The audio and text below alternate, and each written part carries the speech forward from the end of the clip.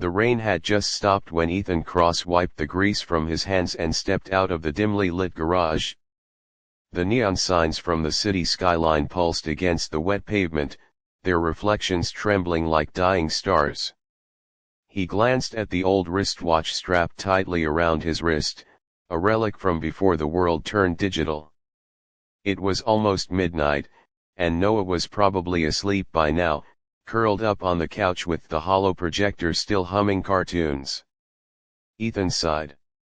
Ever since his wife had passed 5 years ago, life had been an unending balance between fixing machines for other people and fixing broken pieces of his own household.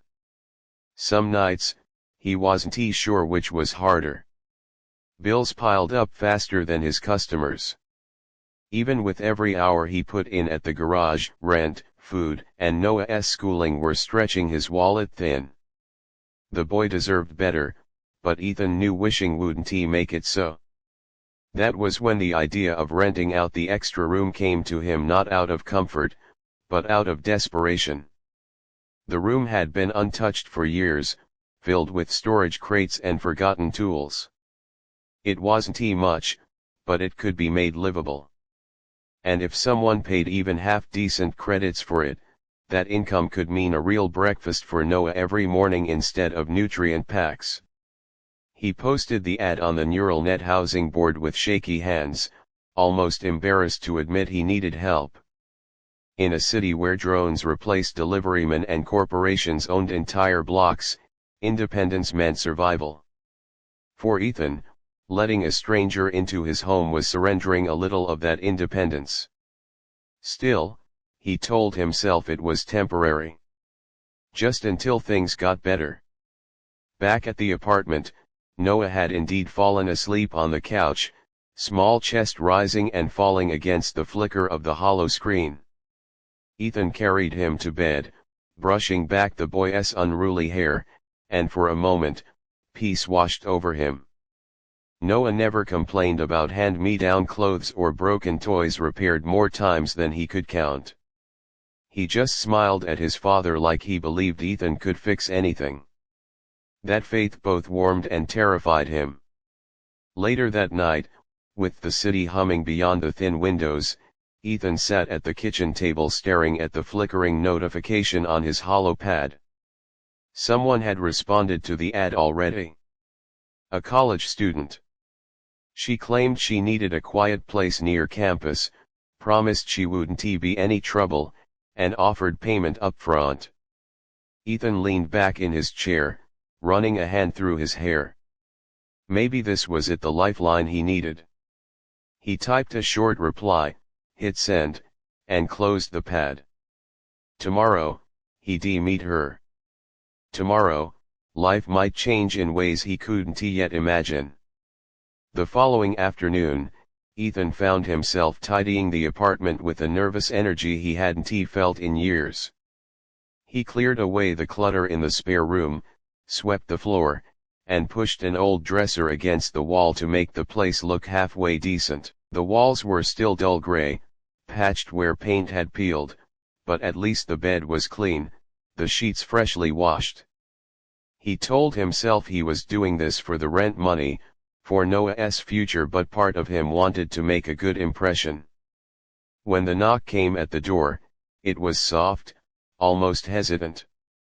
Ethan opened it to find a young woman standing in the hallway, her dark hair pulled into a loose braid, rein still clinging to the ends. She held only a worn backpack, slung over one shoulder, and a slim tablet tucked under her arm. Her clothes were simple faded jeans and a plain jacket, but something about her posture carried a quiet confidence.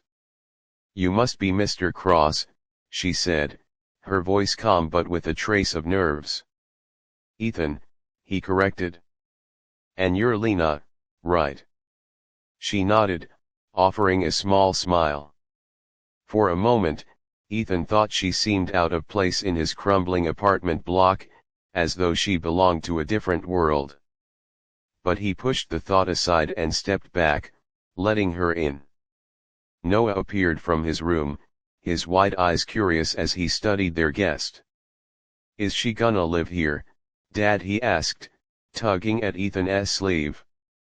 That's the plan, Ethan said, glancing at Lena. She crouched to Noah's level, her smile softening. Hi, Noah. I'm Lena, she said gently. I like robots. Do you? Noah lit up immediately, launching into a ramble about his school project, a clunky toy drone he'd been trying to fix. Ethan watched the exchange with cautious relief. If she could win over Noah this quickly, maybe this arrangement wouldn't be so hard after all. As they sat at the table to go over the details, Ethan noticed the way Lena handled her tablet. It wasn't the kind most students could afford, sleek, custom-built, with glowing runes of code flashing briefly across its screen before she dimmed it. When he asked about her studies, she kept her answers vague, engineering, mostly, and shifted the subject back to rent. She offered to pay a month in advance, pulling out a credit chip that shimmered faintly in the dim kitchen light. Ethan hesitated. It seemed too easy, too generous, but the weight of unpaid bills pressed on him. He accepted the chip with a nod. Welcome to the family, he said, trying to sound casual. That night, after showing her to the room, he lay awake in his bed. Something about her didn't add up, but for now, he told himself it didn't matter. He needed her help. What he didn't know was that Lena Ward carried secrets far heavier than the backpack she brought through his door. Noah was the first to notice that their new tenant wasn't exactly ordinary. It began with small things: how Lena always seemed to know when the HoloNet was about to lag before it happened, or how she could silence a malfunctioning appliance with a flick of her fingers across her strange tablet. One evening, when Noah's toy drone sputtered mid-flight and spiraled to the floor, she picked it up, glanced at its circuitry, and tapped something into her device. The drone lifted again, smoother than it had ever flown. Noah's jaw dropped. How did you do that? He whispered, eyes wide. Just practice, she said lightly, but Ethan, watching from the kitchen, felt a prickle of suspicion. Most college students he knew could barely patch their hollow screens, let alone reprogram hardware in seconds. The unease grew when Lena handed him her rent, this time not a chip, but a neat transfer of untraceable credits that appeared instantly in his account. No bank names, no corp signature. Ethan wasn't one to look a gift horse in the mouth, but the precision of it unsettled him. Money that clean didn't come from struggling students. Days passed, and life settled into a new rhythm. Lena was polite, quiet, and helpful with Noah, often spending evenings tutoring him in math or explaining science concepts with a patience Ethan admired. Yet behind her calm eyes, there was a sharpness, as though she was always calculating something no one else could see. One night, Ethan stood by the window, staring out at the city's hovering patrol drones as they glided past the apartment block. Their red lights cut through the fog, scanning every street corner. It wasn't unusual, Ward Corp security monitored most of the city. But recently, there seemed to be more of them, circling, pausing, moving on again. He told himself it was coincidence.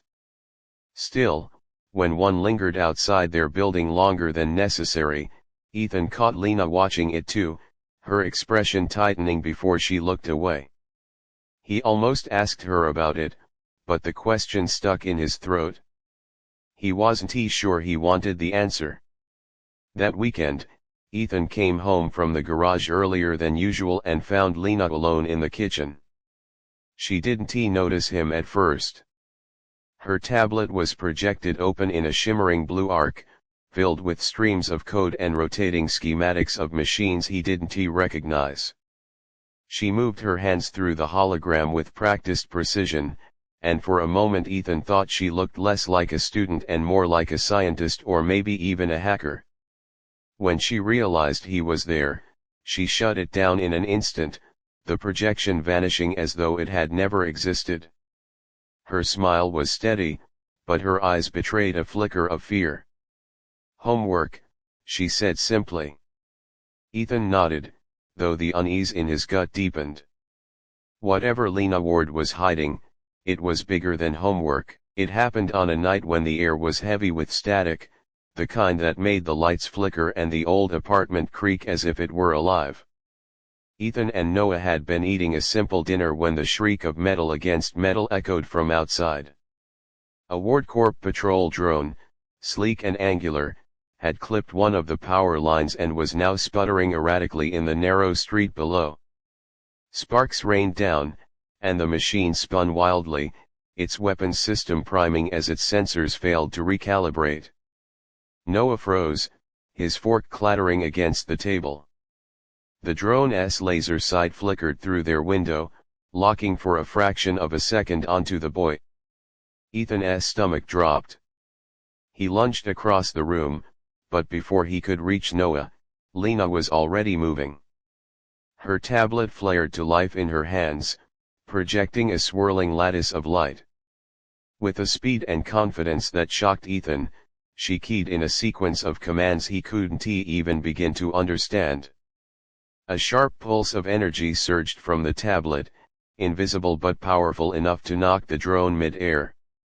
The machine convulsed, its lights dying as it crashed harmlessly onto the street below. Silence followed, broken only by Noah's ragged breathing. Ethan turned to Lena, but she wasn't smiling, wasn't trying to play it off this time. She knew the secret was out.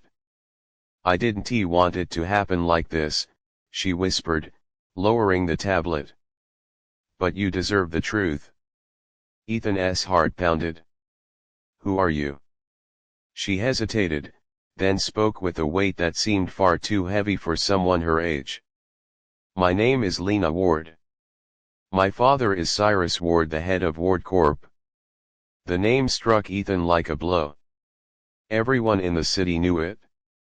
Cyrus Ward controlled nearly every system that powered their lives: energy, transport, communications. His influence was so vast people said he owned not just the city but the very air they breathed. And here, under Ethan's roof, was his daughter. "I don't want his empire," Lena continued, her voice trembling now. "I don't want to be a pawn in his games. He sees people as tools, even me. That's why I ran. I want to live like a normal person, to study, to choose my own life." Ethan didn't know what to say. The weight of her words pressed against him, tangled with the image of Noah almost being killed minutes ago. "You brought danger into my home," he said finally, his voice low. Tears rimmed Lena's eyes, though she held his gaze. "I know. And I'll leave if you want me to. But believe me, Ethan, what's coming is bigger than me, bigger than all of us." And in that moment, with the red glow of other drones beginning to gather in the distance, Ethan realized she was right. The night turned into chaos as the sky filled with the low hum of approaching engines.